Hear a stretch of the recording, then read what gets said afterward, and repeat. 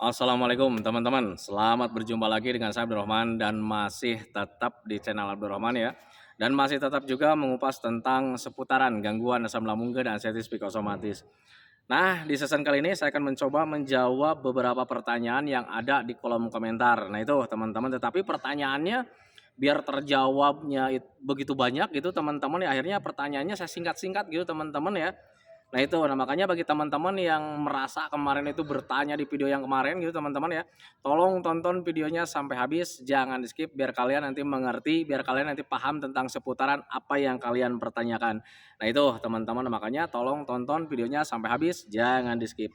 Dan kemudian seperti biasa ya, bagi teman-teman yang baru bergabung, kalau seandainya kalian mau bertanya tentang seputaran gangguan asam lambung dan anxiety psikosomatis, alangkah baiknya kalian tonton dulu video-video saya sebelumnya karena untuk seputaran gangguan asam lambung dan anxiety psikosomatis semuanya sudah saya share ya.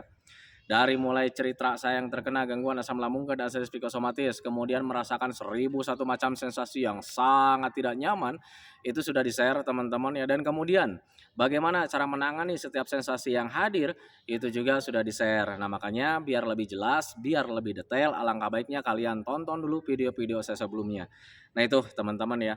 Dan kemudian bagi teman-teman yang baru bergabung juga seperti biasa juga ya, kalau seandainya kalian belum subscribe channelnya, mohon videonya itu di-subscribe dulu karena untuk subscribe itu tidak memerlukan biaya, tidak memerlukan pendaftaran. Jadi subscribe itu adalah hal yang sangat mudah sekali bagi teman-teman lakukan ya. Jadi teman-teman itu cukup memijit saja tulisan subscribe biar kenapa? Jujur ya, biar videonya itu cepat berkembang dengan baik. Dan kalau seandainya videonya itu berkembang dengan baik, sudah barang tentu itu akan menambah semangat tersendiri buat saya untuk terus nge-share tentang seputaran gangguan asam lambung dan anxiety psikosomatis ini terhadap kalian. Kemudian yang lebih penting dan yang lebih utamanya, tekan juga tombol lonceng sama tombol like-nya ya. Biar kalian itu dapat notifikasi atau pemberitahuan video saya yang terbaru. Karena saya itu akan terus nge-share tentang seputaran gangguan asam lambung dan anxiety psikosomatis ini terhadap kalian dengan tujuan semoga saja videonya itu menjadi wasilah atau jalan keluar bagi kalian yang sedang mengalami gangguan asam lambung dan anxiety psikosomatis hingga membaik ya, apalagi sampai sembuh total. Amin ya robbal alamin. Ya minimal hanya memberikan motivasi saja atau lebih minimalnya lagi hanya sekedar menemani kalian yang sekarang sedang merasakan tidak nyamannya dari gangguan asam lambung dan anxiety psikosomatis. Nah itu teman-teman ya. Nah kembali lagi ke topik utama teman-teman ya. Tetapi sebelum saya sampaikan ini pertanyaannya teman-teman ya, mohon maaf sekali pertanyaan kalian saya singkat gitu teman-teman. Kemudian namanya tidak saya sebutkan karena ya terlalu panjang teman-teman ya. Nah itu biar apa ya, apa ya, tidak terlalu panjang nanti videonya teman-teman ya. Langsung saja teman-teman ya. Ini pertanyaannya, sakit perut bagian bawah hilang timbul. Nah itu teman-teman ya, ada yang minta dibahas seperti itu. Untuk orang-orang yang terkena gangguan asam lambung dan anxiety psikosomatis tidak semuanya mengalami hal seperti itu teman-teman ya. Tetapi untuk saya pribadi itu dulu saya sempat mengalami hal seperti itu. Tetapi orang-orang yang sering datang ke sini sharing dengan saya gitu teman-teman ya, ada yang mengalaminya, ada juga yang tidak. Tetapi bagi yang mengalaminya nggak usah khawatir juga. Itu tidak berbahaya teman-teman ya. Sepengalaman saya dulu saat terkena gangguan asam lambung dan anxiety psikosomatis, ketika mengalami sensasi seperti itu, teman-teman biasanya itu masih kelebihan gas gitu teman-teman, tetapi gasnya itu ada di bagian usus. Jadi kenapa sakitnya itu sering pindah-pindah gitu teman-teman ya, ketika sakit di bagian perut itu kadang di kiri, kadang di kanan gitu teman-teman ya.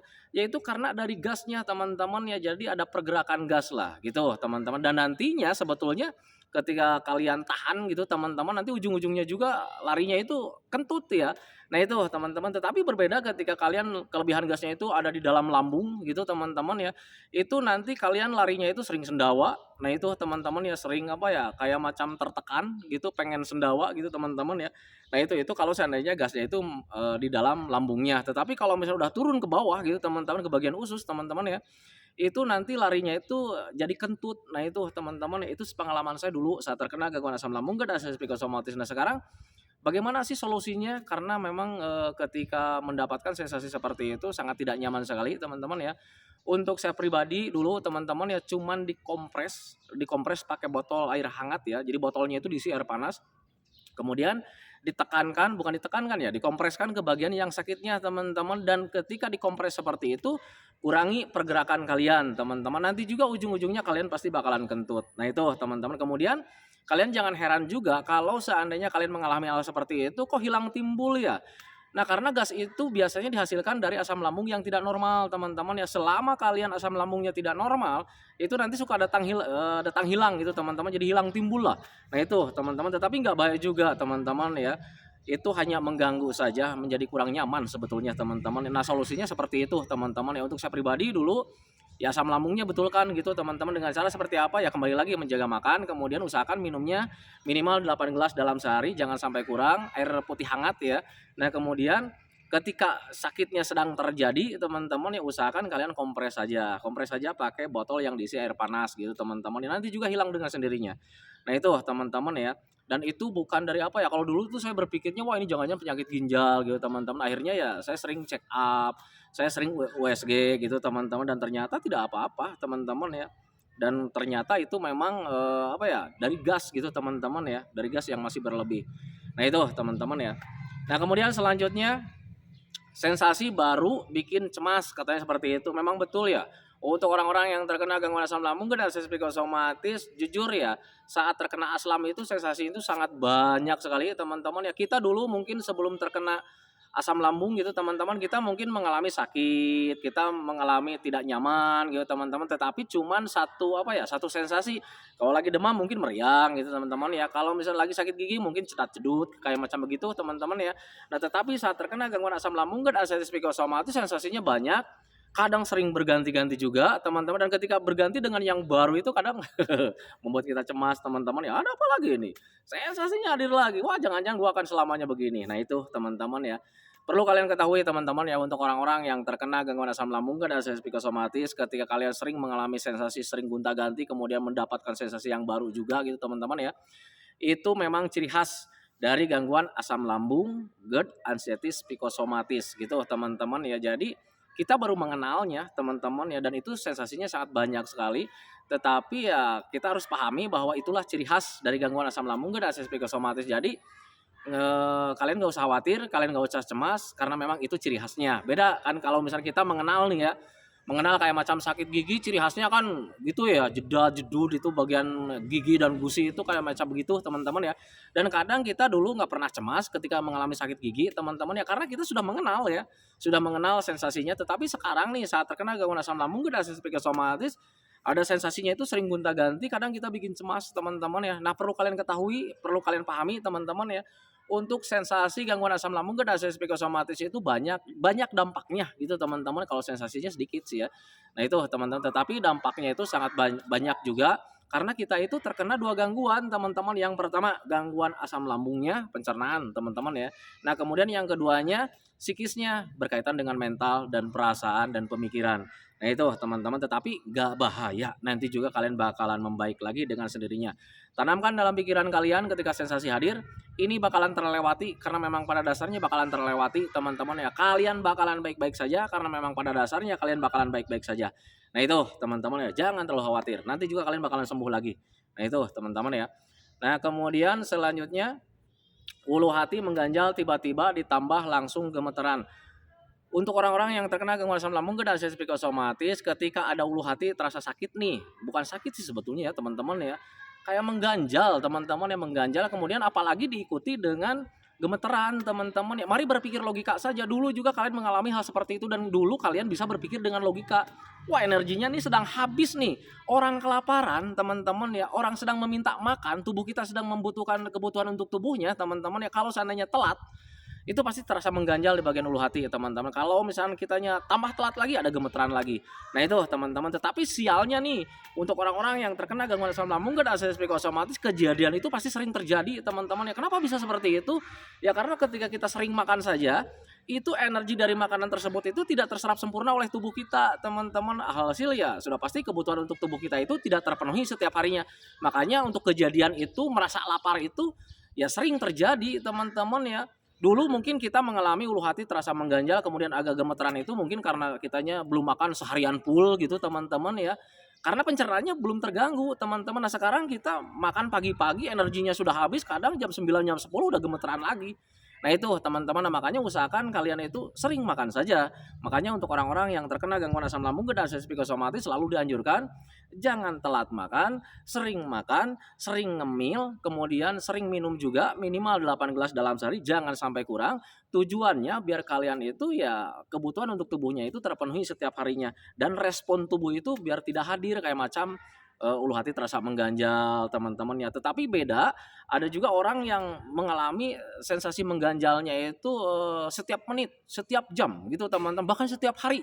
Itu nggak berhenti-berhenti teman-teman ya. Nah, kalau seandainya kalian mengalami hal seperti itu sebetulnya dari esopagusnya yang sedang terganggu teman-teman ya. Ada pembengkakan lah sedikit gitu teman-teman. Jadi untuk saya pribadi juga dulu seperti itu teman-teman. Jadi kayak macam gimana ya? Kalau seandainya jalan itu kayak macam ketarik ke bawah.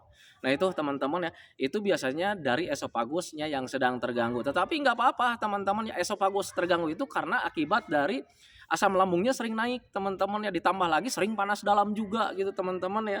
Nah makanya usahakan gimana caranya nih supaya asam lambung itu nggak sering naik, kemudian asam lambungnya itu biar tetap stabil. Nah makanya usahakan sering minum saja minimal 8 gelas dalam sehari, jangan sampai kurang, biar tujuannya nanti ketika asamnya itu bertambah asam teman-teman, kalau seandainya kalian sering minum nanti keasamannya itu bakalan berkurang.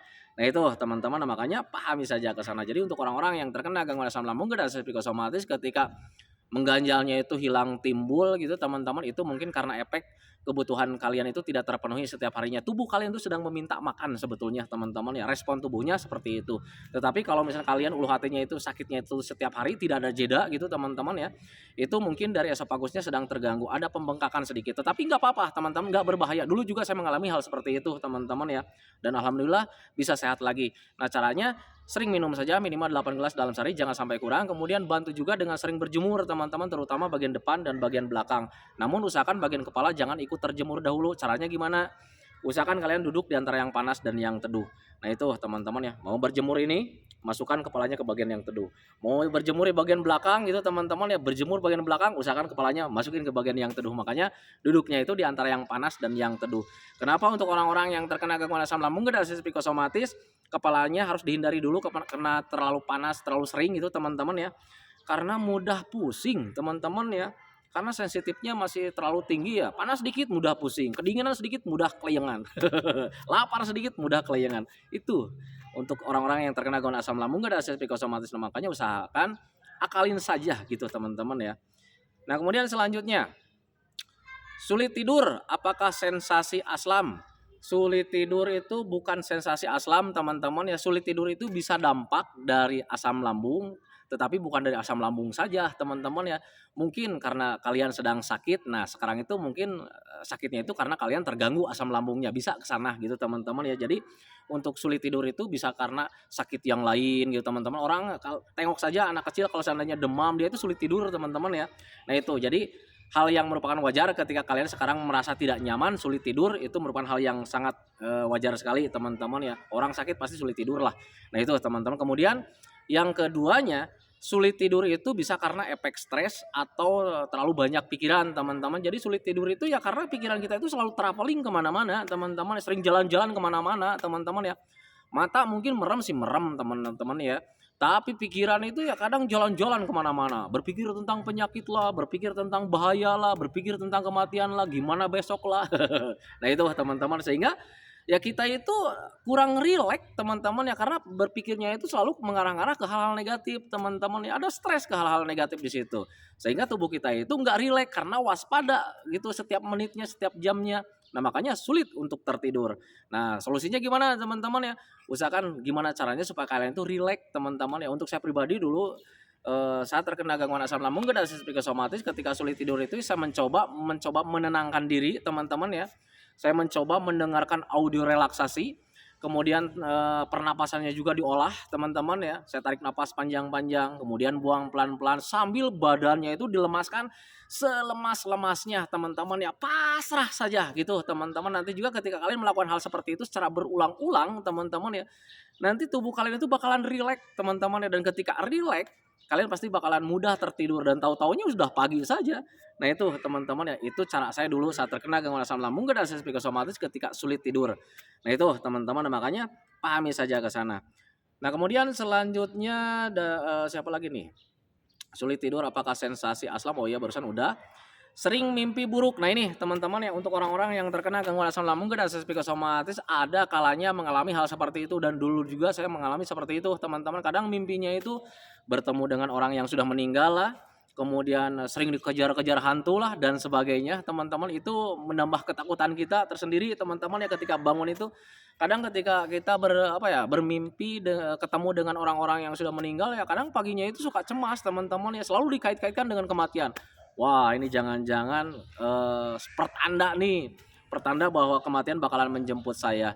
Nah itu teman-teman, padahal mimpi itu sebetulnya bunga tidur teman-teman ya. Bunga tidur ketika kita selalu berpikir secara berulang-ulang teman-teman ya, itu nanti bisa mempengaruhi kualitas tidur kita teman-teman, termasuk mimpi kita teman-teman ya. Ingat ya, itu merupakan hal yang sangat wajar teman-teman ya. Orang yang terkena gangguan asam lambung dan akses psikosomatis setiap harinya itu selalu berpikir yang aneh-aneh ya. Selalu berpikir yang bukan-bukan. Jadi selalu berpikirnya itu menjurusnya itu ke hal-hal negatif teman-teman ya. Sudah pasti nanti mimpinya juga tentang hal yang aneh-aneh teman-teman ya. Berbeda ketika kita remaja ya. Ketika kita remaja, kita memikirkan tentang pacar gitu teman-teman ya, berpikir yang senang-senang. Nanti juga mimpinya juga berpengaruh ke hal-hal yang menyenangkan teman-teman ya. Entah itu mimpinya itu ketemu sama pacar, berpegangan tangan teman-teman ya. Nah itu teman-teman, nah, makanya untuk orang-orang yang terkena gangguan asam lambung dan akses psikosomatis, ketika kalian banyak bermimpi yang bukan-bukan, sadari saja bahwa kalian tuh sedang stres, terlalu banyak pikiran ke hal-hal negatif sehingga nanti mimpinya juga terpengaruh menjadi hal-hal yang negatif. Nah itu teman-teman ya, kalau seandainya kalian tidak percaya, coba lakukan dari mulai sekarang, berpikirnya itu yang menyenangkan. Gua besok sembuh. Minggu depan kalau seandainya sembuh, gua bakalan jalan-jalan ke sini, bawa anak bini, misalkan seperti itu teman-teman ya, bawa pasangan. Seperti itu teman-teman, dan kemudian kita bisa bercanda, tertawa di sana, di taman, misalnya seperti itu teman-teman ya. Lakukan pemikiran seperti itu berulang-ulang teman-teman ya. Kalau seandainya kalian nanti lakukan secara berulang-ulang teman-teman ya, nanti tubuh kita itu merespon dengan sendirinya. Kita bakalan ada semangat. Nah itu teman-teman. Kemudian mimpi juga terpengaruh teman-teman ya. Nanti juga kalian mimpinya itu bakalan menjadi mimpi yang menyenangkan. Nah itu teman-teman. Makanya pahami saja ke sana. Jadi untuk orang-orang yang terkena gangguan asam lambung dan akses psikosomatis, mimpi itu bukan pertanda teman-teman. Tetapi mimpi itu hanya ya bunga tidur. Dan bunga tidur itu terpengaruh dari apa yang selalu kalian pikirkan secara berulang-ulang. Nah itu teman-teman, itu bisa dikait-kaitkan dengan yang namanya itu psikosomatis teman-teman ya. Nah itu makanya pahami saja ke sana. Kemudian sensasi selanjutnya mudah lelah dan capek. Nah itu teman-teman ya, untuk orang-orang yang terkena gangguan asam lambung dan sensitif psikosomatis sering mengalami mudah lelah dan capek teman-teman ya, dan itu merupakan hal yang sangat wajar teman-teman ya. Kenapa bisa saya katakan seperti itu?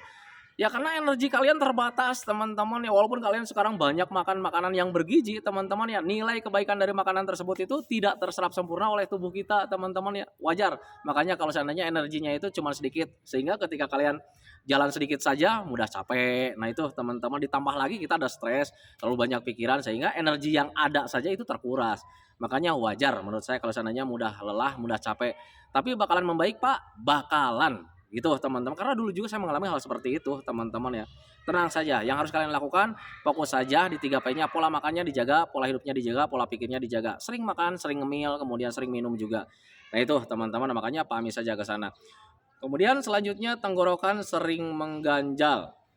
Ini tenggorokan sering mengganjal itu biasanya dari panas dalam teman-teman. Jadi ada kalanya kita mengalami sering mengganjal itu kalau misalkan mau sendawa tapi sulit teman-teman ya, kita udah tapi nggak keluar. Nah itu teman-teman ya, jadi terasa mengganjal, terasa tertahan di bagian tenggorokan teman-teman ya. Itu hanya dari panas dalam teman-teman ya, pengaruh dari asam lambungnya yang sedang tidak normal. Nah itu teman-teman, ada kalanya ketika asam lambung sedang tidak normal menyebabkan panas dalam, walaupun nggak makan sambal, nggak makan berminyak-minyak teman-teman ya, karena panas dalam itu selain daripada makanan yang tidak sehat itu ya bisa dari pola pikir kita. Kalau seandainya kita stres, asam lambungnya menjadi tidak normal, bisa juga menyebabkan panas dalam. Dan kemudian ketika panas dalam, asam lambungnya sering naik, akhirnya keesokannya atau satu hari 2 hari kemudiannya sering terasa mengganjal di bagian tenggorokan. Nah sekarang solusinya gimana teman-teman ya? Sering minum saja teman-teman ya, sering minum air hangat pelan-pelan minimal 8 gelas dalam sehari. Kalau seandainya kalian konsisten terhadap sana gitu teman-teman ya, selama 3 hari juga, 3 hari paling lama 4 hari juga itu mengganjalnya itu hilang dengan sendirinya teman-teman. Kenapa saya bisa memberitahukan seperti itu? Karena untuk mengganjal-mengganjal saya dulu sering teman-teman ya. Jadi ketika mengganjal cepat-cepat, banyak minum gitu teman-teman, akhirnya selang 1 hari, 2 hari membaik lagi, nggak ada lagi mengganjalnya teman-teman, terlena lagi, ada lagi mengganjalnya. Nah itu teman-teman, makanya jangan membandel, usahakan konsisten terhadap minumnya, minimal 8 gelas dalam sehari biar mengganjal-mengganjalnya itu nggak ada teman-teman ya. Kemudian hidung mempet. Nah itu teman-teman ya, ketika saat terkena gangguan asam lambung dan psikosomatis ada kalanya kita mengalami hidung mempet, dan itu sebetulnya dari panas dalam, bukan dari virus influenza. Kalau dari virus influenza biasanya ditandai dengan sering bersin-bersin, ada juga seperti itu teman-teman. Kemudian ditambah lagi sering meler juga ingusnya teman-teman ya. Nah itu, tetapi kalau misalnya dari panas dalam, kalian itu terasa anget, terasa panas bagian dalamnya teman-teman, ditambah lagi mempet, dan mempetnya itu kadang pindah-pindah, kadang sebelah kiri, kadang sebelah kanan gitu teman-teman ya. Nah itu teman-teman, ditambah lagi dengan suara yang agak ngebas sedikit gitu teman-teman ya. Nah itu sebetulnya dari panas dalam teman-teman ya. Sering minum saja minimal 8 gelas dalam sehari, jangan sampai kurang, nanti juga membaik dengan sendirinya. Nah itu teman-teman. Kemudian badan kurus ingin gemuk lagi. Badan kurus untuk orang-orang yang terkena gangguan asam lambung dan psikosomatis itu ya lumrah terjadi teman-teman ya. Karena ketika kalian banyak makan juga, nilai kebaikan dari makanan tersebut itu tidak terserap sempurna oleh tubuh kita teman-teman. Alhasil ya kebutuhan untuk tubuhnya itu tidak terpenuhi setiap harinya teman-teman ya. Nah makanya usahakan harus sering makan, sering ngemil teman-teman, biar badan kalian itu cepat kembali lagi teman-teman ya. Sering makan, sering ngemil, sering minum, minimal 8 gelas dalam sehari, jangan sampai kurang. Hindari pengurasnya kayak macam stres atau terlalu banyak pikiran. Nah itu teman-teman ya, nanti perubahannya bakalan lebih signifikan. Nah itu teman-teman ya.